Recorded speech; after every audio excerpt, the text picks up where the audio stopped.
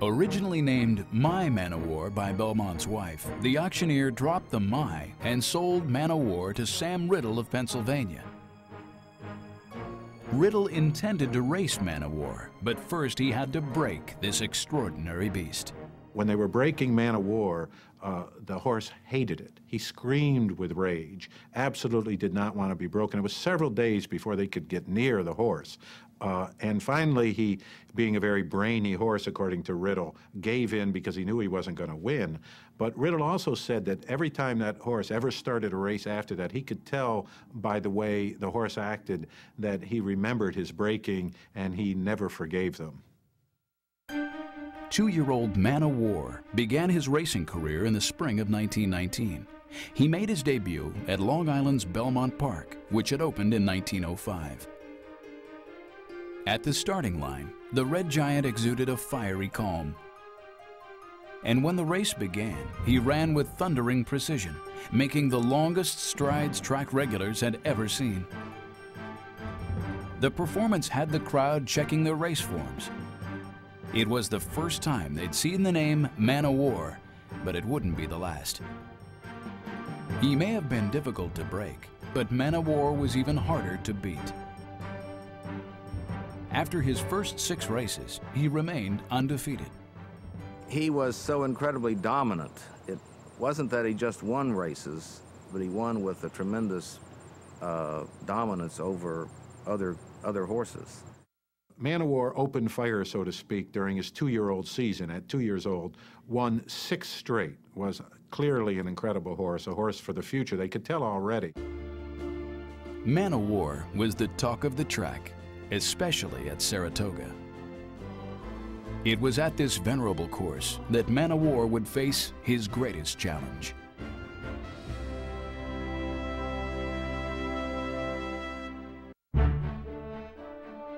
It was like going to see Babe Ruth play in Yankee Stadium. In 1919, no ticket was hotter than the one that got you in to see the thoroughbred sensation Man O' War make a run at Saratoga, the nation's premier track. He'd come to run in Saratoga's Sanford Memorial Stakes, and 30,000 spectators were there to watch him perform. Today, the starting gate is a well-established fixture. But at the start of the 20th century, most tracks, including Saratoga, didn't have fixed gates. Instead, horses were lined up behind a tape that was raised to start the race. When they released the tape, Man O' War was facing backwards. So the horses took off, and Man O' War started 4 lengths behind. Had absolutely no chance, apparently. But then he took off. This amazing horse knocked off one horse after another, 1, 2, 3, 4 horses as he went around the back stretch, then coming down the home stretch. 100 feet out, he was just 3/4 of a length behind Harry Payne Whitney's front runner. And when they got to the finish line, you just couldn't tell who won. In the end, Man O' War lost by a nose. Ironically, the winning thoroughbred was named Upset. But Man O' War's narrow loss to Upset did little to break his stride. In race after race, Man O' War chewed through the competition. He won the 1920 Belmont Stakes by 20 lengths. In another race, he won by an incredible 100 lengths.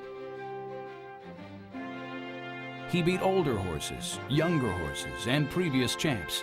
No matter the competition or condition of the track, he always came out ahead. He had only 1 defeat out of 21 starts. He set a series of American and world records, some of which lasted for many, many years. The growing popularity of radio carried Man O' War's incredible success across the nation. People from every walk of life thrilled at the exploits of this thoroughbred champion. Man O' War became a national sports hero. It was the golden age of American sports, and these were the years of Jack Dempsey and Ty Cobb in baseball and Knute Rockne and football, really a marvelous period in American sports, and now they had an equine hero as well. In 1921, Sam Riddle retired Man O' War and turned his champion out to stud. He was out to pasture, but still in the public eye. On a farm near Lexington, Kentucky, Man O' War sired 64 race champions. Man O' War was really bigger than a racehorse. He really was a national hero. People literally went down to Kentucky, where Man O' War was retired, to see Man O' War. Thousands of people, year after year, would come down and visit this sort of living legend. And Man O' War's groom, who took care of him at the time, became a celebrity himself, Will Harbin. His description of Man O' War as the mostest horse became part of the lexicon. When Man O' War died at age 30, his passing met with fanfare normally reserved for heads of state.